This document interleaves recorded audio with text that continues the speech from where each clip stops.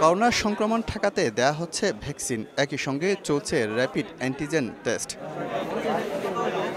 চলতি মৌসুমে গত ৪ জুন চট্টগ্রামে প্রথম করোনা শনাক্তের পর প্রতিদিনই বাড়ছে রোগীর সংখ্যা।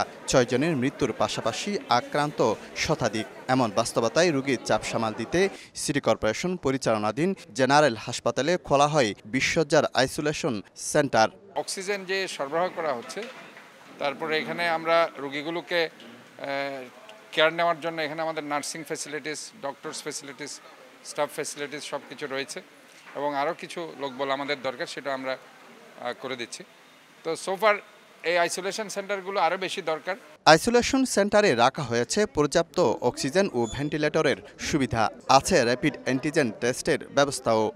আগেও দিয়েছি, আমাদের তেমন কোনো অসুবিধা মনে হয়নি, এখনও দিয়েছি, কোনো অসুবিধা মনে হয়নি। জ্বর কাশি যেহেতু নেই, সেই জন্য এখনও ভালো আছি। এইভাবে যে আপনারা দেবেন আমরা চিন্তাও করিনি আগে, হ্যাঁ, এখন এটা পেয়ে আমরা খুবই ভালো লাগছে। আইসোলেশন সেন্টার অফ করোনা, তারপর র্যাপিড অ্যান্টিজেন টেস্ট করা হয়। এনএসএ ডেঙ্গু আমরা নর্মাল করি, ফ্রি করি।